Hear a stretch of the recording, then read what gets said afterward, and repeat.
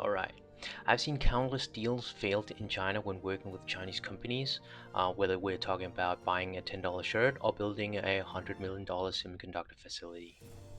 So in this video, I want to share with you my best advice for how to work with Chinese companies.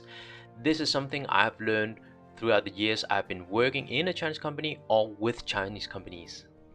Being a multilingual Danish-born Chinese with a degree in Master of Science Engineering, I have studied and worked abroad for many years, and this is what I have learned.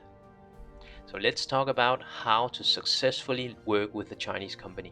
Now, you have probably heard about the common phrase or story about made in China, cheap copies, fake luxury brands. That was probably a reality a decade or two ago, but today is a different story. Because high-end tech and manufacturing coming out of China often rivals or even surpasses the biggest global brands. But here's the crucial part. As savvy business people, we all chase value, whether that being high quality or competitive prices, because only that we are able to build serious margin. Just don't fall for the trap. That old saying, if it's too good to be true, it probably is. Said in another way, stepping into Chinese territory where you're supposed to find the golden egg, be careful not to take the century egg. I have personally experienced a customer trying to source silicon carbide products in China. On paper, the specs looks really flawless and the price was really attractive. So without second thought and smart money in the pocket, the customer said go. After several months, the reality hit. It turns out that nothing on paper was true, and unfortunately, the contract was already signed and the bottom line was linked. That's when the customer learned it in the hard way. Even perfect number in our space is not enough. You need a battle-tested framework. That's why I live up to these 3 non-negotiable steps. Find it, verify it, build it. Let's talk about China's scale. It's not just big, it's colossal. Billions of consumers, millions of businesses. Opportunities is everywhere. Therefore, keep that in mind that you will always find multiple partners or suppliers. Always. Even for high tech, like in my space, silicon carbide semiconductor technology, you will find multiple qualified suppliers or partners, all competing fiercely because the market depth is incredible. And you may remember this, the best and top quality suppliers aren't always English speaking, and that is because the Chinese market itself, it's huge, it's brutal, and it's fierce. And that also explains why only the strongest survive in this market. So how do you tap into this? Get proactive, hit the ground, attend trade shows, industry events, exhibition, roadshow, etc.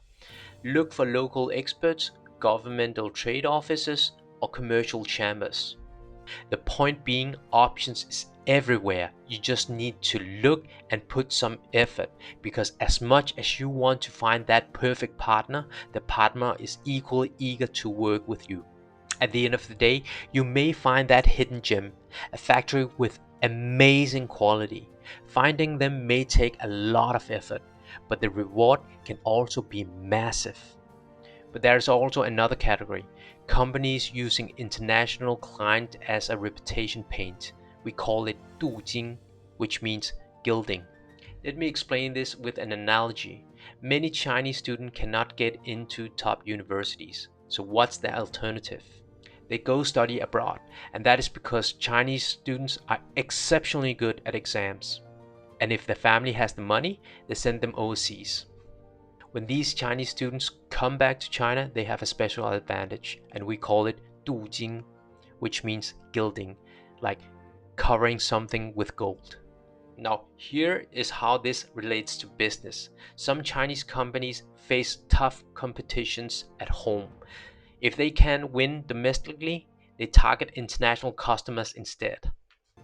Because landing Western clients gilds their reputation in China, it proved they met global standard.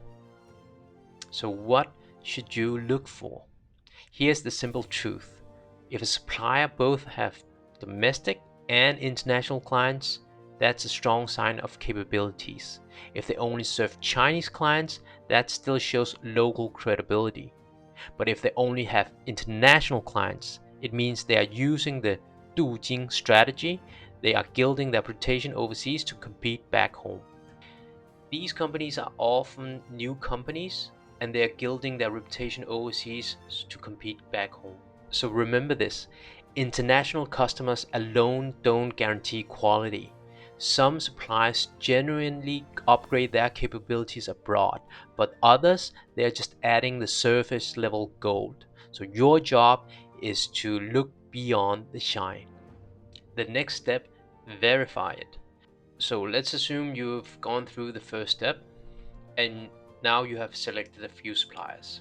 You were requesting for a test sample, and when you did all that test jazz, it turns out the specs was not as good as you expected, but when you finally got the real product, everything was fine.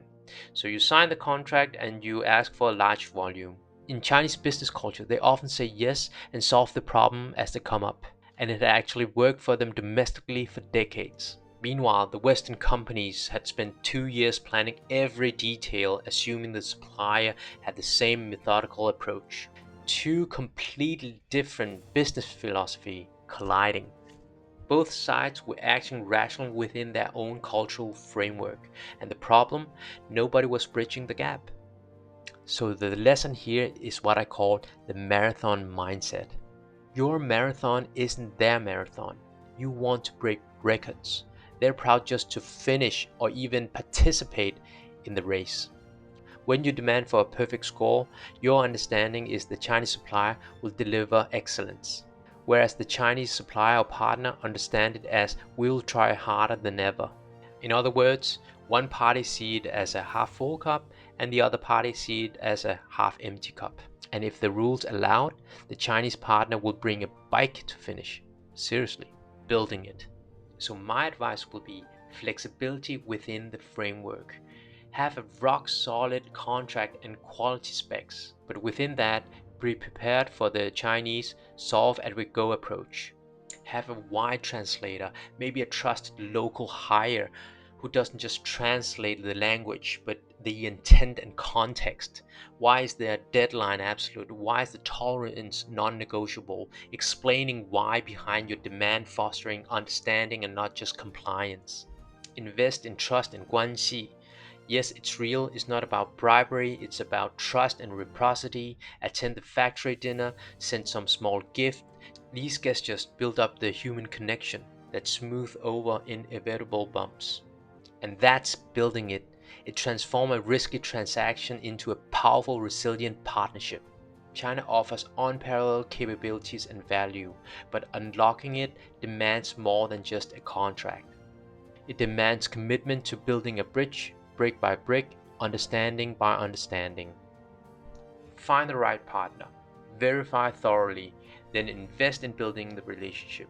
And that's how you turn Made in China into Made for Us with China, sustainably and profitably.